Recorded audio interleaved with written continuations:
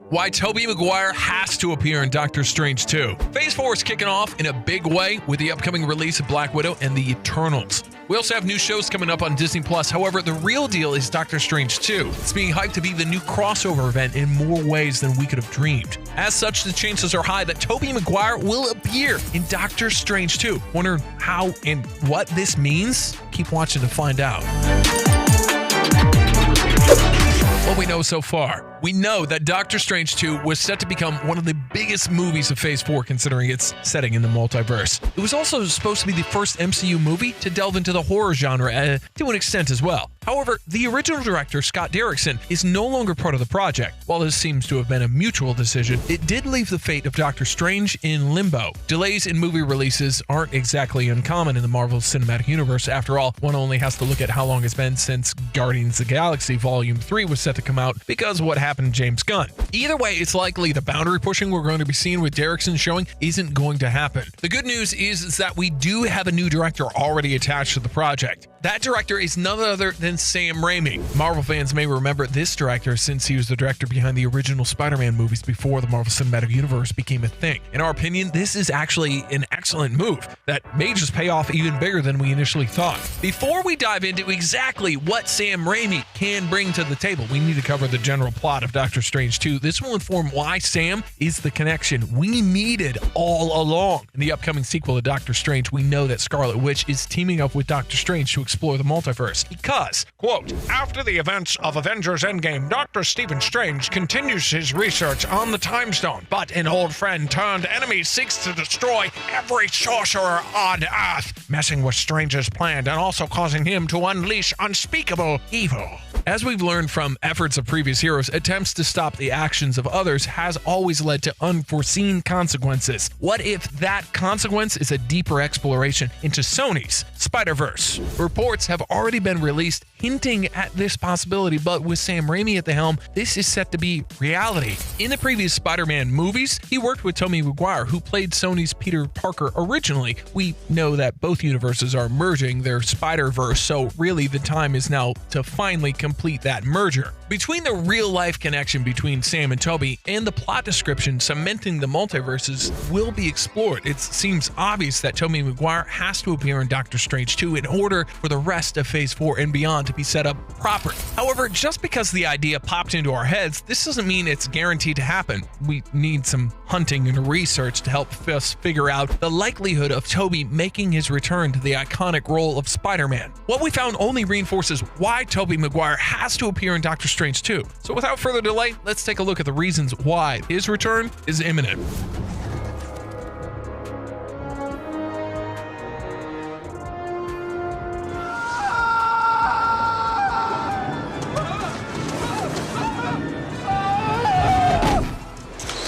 J. Jonah Jameson was a clue. Let's start with the biggest reason why Tobey Maguire is making an appearance. We already saw one of his enemies make an appearance. Who should that be? None other than the one and only J. Jonah Jameson. We saw him make an appearance during Spider-Man Far From Home end credit scene, ready to declare him a menace. What made this moment even more incredible is that we saw J.K. Simmons reprise his role as Daily Bugle editor-in-chief J. Jonah Jameson. This was huge because it broke the long-standing rule of not revisiting any character already used in previous Marvel-related movies, such as much less the exact same actor in the exact same role. Granted, there was a slight difference considering this version had a bald head and anchored sensationalist news network version of the Bugle. However, we could justify this was aging and staying within the times. We also have to consider that Doctor Strange was actually mentioned by Jameson in Raimi's Spider-Man 2. During a scene where the editor is talking to his employee Hoffman about Doc Ock, they discuss a tabloid nickname for the villain. They mention Science Squid. However, Jameson confirmed he exists in this superhero universe too. Jameson said, quote, "That's pretty good, but it's taken." Talk about an opportunity to explore different possibilities. We could very well see Doctor Strange visit this alternative self, since he already hinted at it before. If he's already meeting an altered self, then it only makes sense to have him meet with Tobey Maguire's Spider-Man as well. Financial gain. When we saw Spider-Man Homecoming, we saw Robert Downey Jr. make an appearance. Honestly, his appearance helped rake in the money at the box office. Show me the ironic considering his sheer popularity. Well, Maguire was beloved as the original Spider-Man, and it would make sense to bring him back to the box office to boost, and that would otherwise not happen.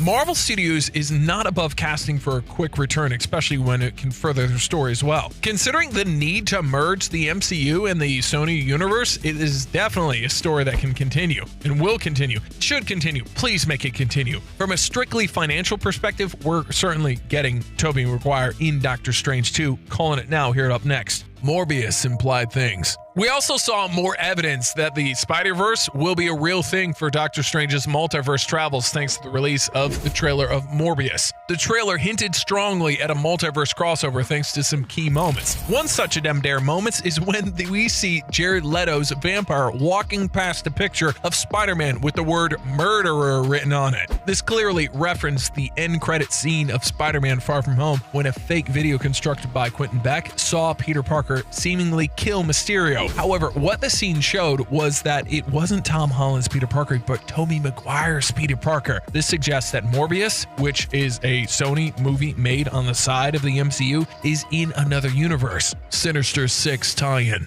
This is the answer that's been getting built since the first Spider-Man movie. We're getting Spider-Man enter the Sinister Six. Check out Up Next other video for more on that. There are a number of clues that have indicated and included this development is happening, and we're happy to get into details with these. Let's start with the Rogues Gallery. Every villain MCU Spider-Man has fought has been a member of the infamous villain group. It started with Vulture and then it became Mysterio. Interestingly, we also met Scorpion before he became a said supervillain. Clearly, we're still lacking some of the villains that make up this group. However, that's where Doctor Strange 2 comes into play. By exploring the Rami universe and by expanding the Sony universe, we get access to other villains we need to make up the Sinister Six. For example, we already saw Doc Octopus in Spider-Man 2, who is one of the main villains in any incarnation of the Sinister Six. Plus, we also saw Electro in the Andrew Garfield Spider-Man movies, which is also owned by Sony. It's very possible we're getting a Sinister Six thanks to Doctor Strange's action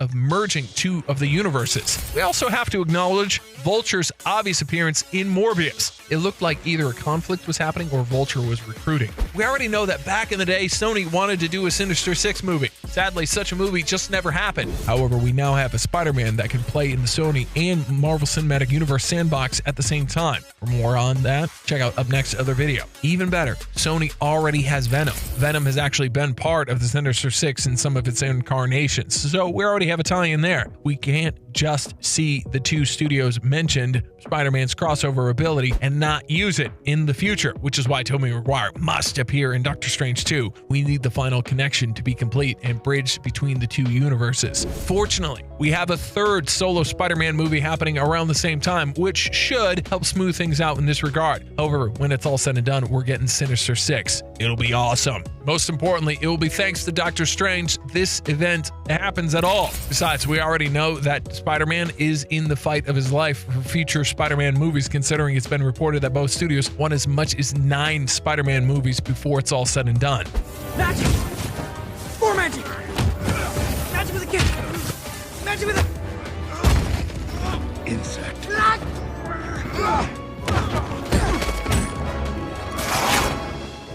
Final thought. Thanks to the reveal at the end of Spider-Man Far From Home, the Morbius trailer, and the premise of Doctor Strange 2, we're heading into a much bigger cinematic universe than we could have imagined previously. Plus, with Sam Raimi at the helm, it opens the real-life connection to bringing the Tobey Maguire Spider-Man into the action. We're firmly believing this needs to happen in Doctor Strange 2 to have the most impact on future storylines. The only real question is which Spider-Man will ultimately fight the Sinister Six. This would be fun to watch. Hey guys, the illegal weapons deal ferry was at 10:30. You missed it.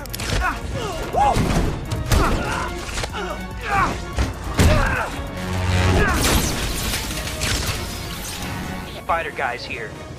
Also, Spider-Man 2 is set to be the cornerstone by which the entire Marvel Cinematic Universe pivots into a new direction. We can see things that we can never come back from. Time will tell what this looks like for Marvel fans. We also can't forget that Doctor Strange has his own enemies who could make things much worse for the MCU as a whole. We already met Dormammu before, but rumors are circulating that we'll be meeting Nightmare, who's one of the most powerful villains. One way or another, this upcoming sequel is sure to be launching point for an entirely new Marvel Cinematic Universe. In fact, we think it'll play out like Captain America Civil War when it comes to how many heroes get involved in the final fallout from the actions of Doctor Strange and Scarlet Witch. As of now, it does remain to be seen how the rest of Phase 4 will play out entirely. There are new villains to explore, as well as new heroes in the next round of movies, and of course, Disney Plus changing things up. However, we may just see some of our old favorites when we least expect it, or how you think maybe Tony Stark's coming back in the future. Check out up next other video. For now, stay tuned. We'll return soon. New theories, news, reports, and more in another installment